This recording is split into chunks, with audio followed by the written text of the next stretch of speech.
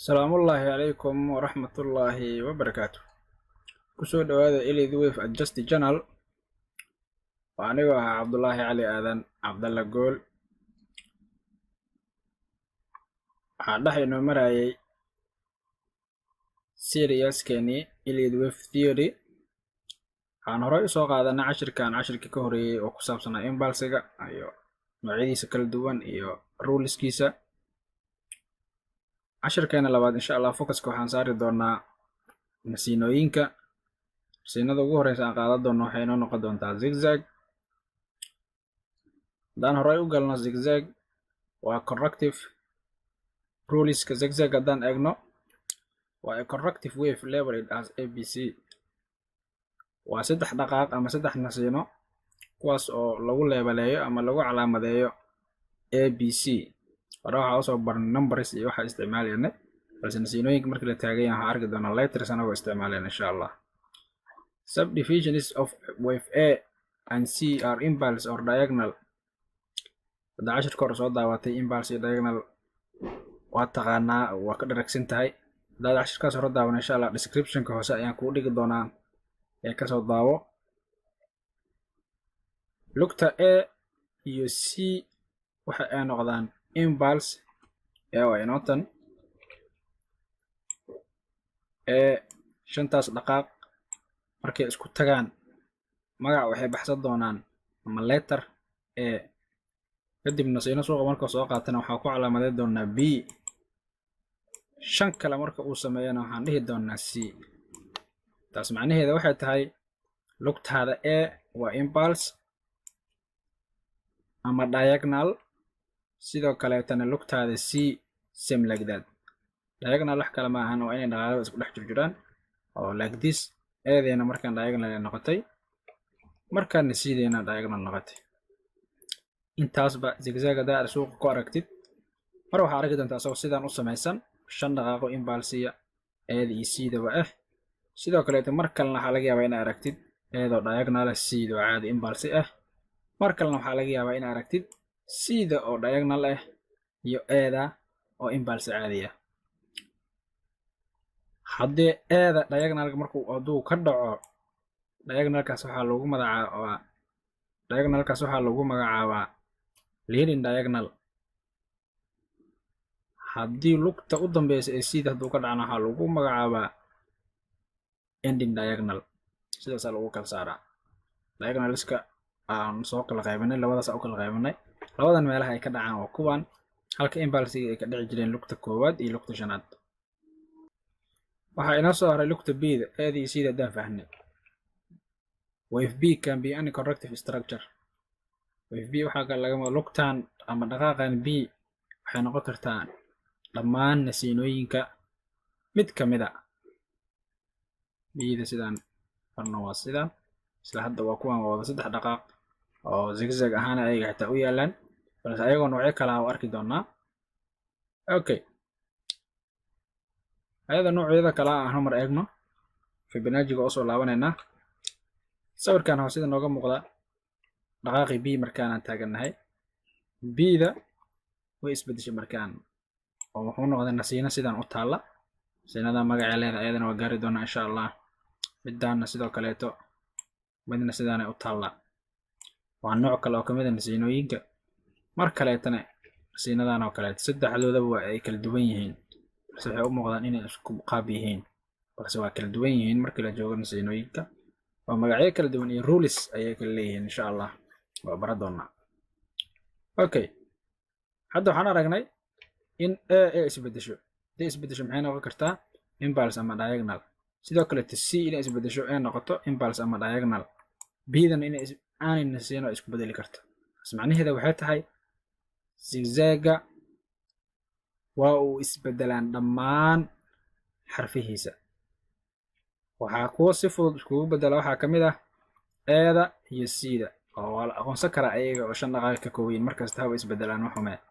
laakiin lugta markasta isbedbedelaysa oo aan la saadaali karin oo dhibka ay tahay in la ogaado waa lugta B oo qofku u baahan yahay in uu si fiican u gurgalo. clear. intaasna waa kala duwanaanshaha ee lugta B.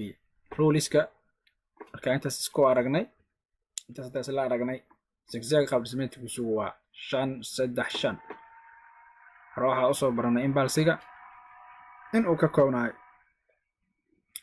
5 dhaqaaq 5 dhaqaaq 3 dhaqaaq 5 dhaqaaq like this balse markaan structure-ka zigzag-ga waa 5 3 5 kaliyato structure-iskan siinooyinka muhiim ah inaad xifdisid okay waxaa inoo soo haray Fibonacci-ga marka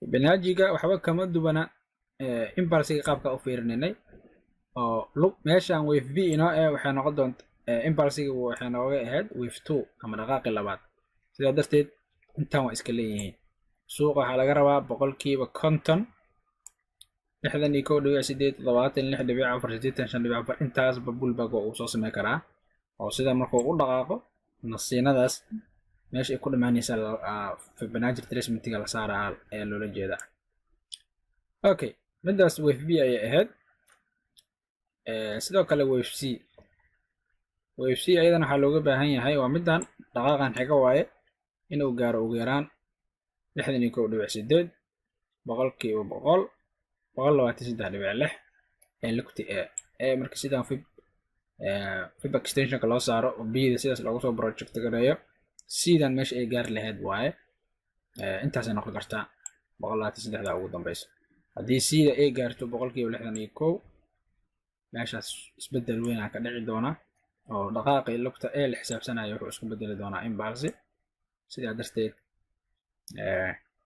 isbedel dhici doona okay intaas ilaa la fahmaa jeclahay haddaan hore usii wado marka aan suuqa si fiican suuqa haddaan kasoo dhex baarno real marketka zigzag iyo qaabka oo jaartiga uga muuqdo marina keena waxaa taaganahay waa lacagta USD JPY $1 yen sida inooga muuqata zigzag structure-kiisa waxa uu ahay horta waa nasiino oo waxaan sugaynaa suuq inuu dhaqaaqo kadib nasiino soo galo nasiinadaas ka dhex baarayna zigzag ma aha dhaqaaqa kama dhex baari doono okay hadda suuqan maxaan aragnaa marka suuqan waxaan aragnaa inuu dhaqaaqay inuu sidaa u dhaqaaqay kadib nasiinada waxa ay tahan fiirinaynaa marka si aan uga hubino inay zigzag tahay iyo inay wax kale tahay aan soo dhaweeyo naga saar taa sidaa usoo dhaweeyo 1 hour ka aan imaado marka time frame ka hooseeya dag tagtid waxaa kuusii fududaanaya waxyaabaha gudaha ku jira si kaliya u aragtid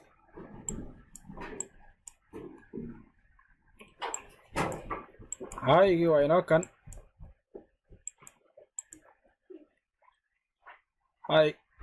hayga waa inoo kan waxaa ka aragnaa meeshan wixii ka dambeeyay suuqa inuu soo dhaqaaqay 1 2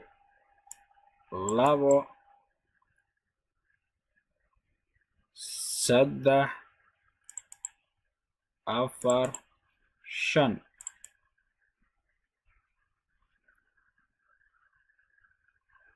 5 dhaqaaq inuu suuqa soo dhaqaaqay kadib maxaa xigay 5taas dhaqaaq waxaa xigay suuqa inuu sameeyay B C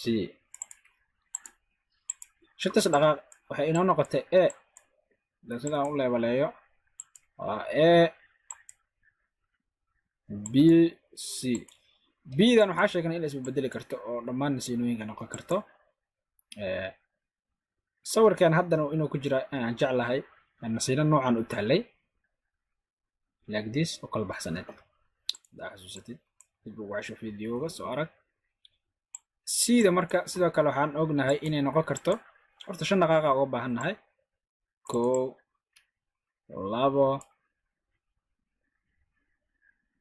3 4 5 5 dhaqaaq way noqotay laakiin 5ta ay noqotay ma impulse ama waa diagonal sida ka aragna diagonalka lugta koowaad iyo lugta afraad waa ay soo dhex galaan clear diagonal meeshan ka dhacay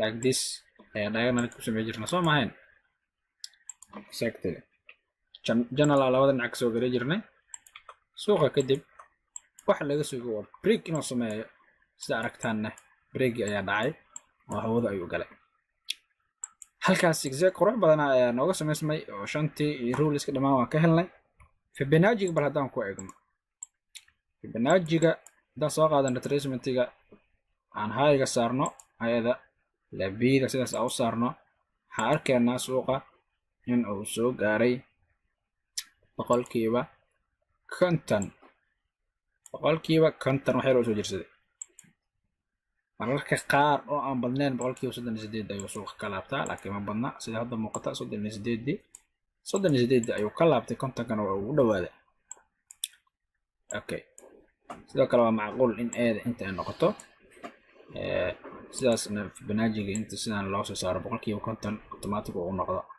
laakiin eeda aniga ahaan inta uu arkaa inay tahay okay inta soo isla fahanay Fibonacci retracement-ga oo aragnay extension-ka haddaan saarno b-da saas ugu project gareyno waxaa uga baahnayn ugu yaraan minimum target-ka 61.8 61 waa inoo kan waa uu inoo soo gaaray confirm exactly waxba kama qaldana si qurux badan zigzag qurux badan halkaas inooga muuqda haddaan intaas ugu gudbo zigzag kale haddaan isla meeshaan ka dhex baaro waa inoo kan 1 2 3 4 5 dhaqaaq haddaan helno maxay inoo noqonaysaa kadib suuqa muxuu soo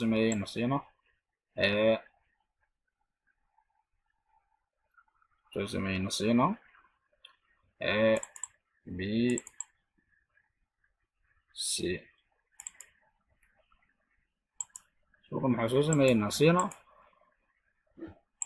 b c b-da structure kale tii hore kadib inay noqoto sidaa u jeedno soo ma sidana waa inoo tan b-da markasta waa isbedelashaa iyada oo aan ka warqabnaa xaaladeeda clear I think inay ardayda xasuustaan trade-kan mar aan meelahan ka qaadan jirna xasuustaan May 29 May ardaydana la joogto si fiican ay xasuustaan okay intana markaan biyada isbedela ka dhac sida u jeedna soo maaha biyada waa isbedeli kartaa laakiin sida impulse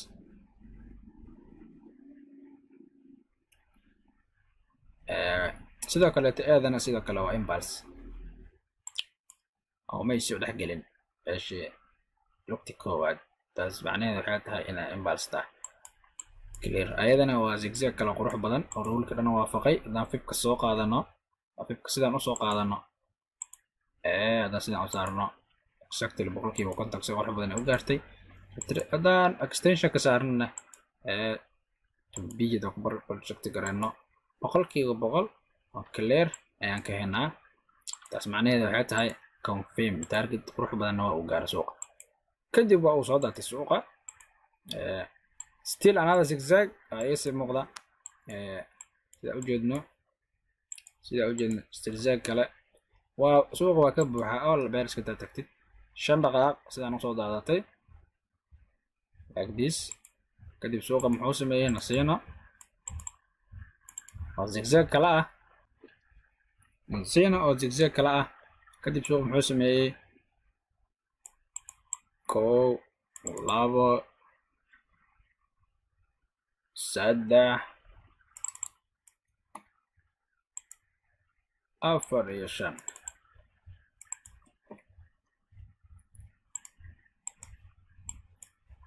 labo 3 4 iyo 5 exactly so qurux badan 40 like this shanta dhaqaaq san sidaas ku samaystay oo muxuu noqonayaa a b c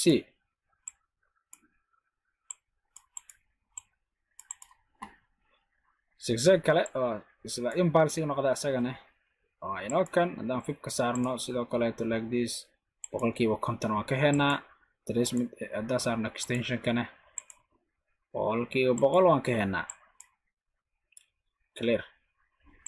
intaas waa ruleski iyo dhammaan waxyaabihii laga fiiri lahaa zigzag structure-kiisa oo ahaa 5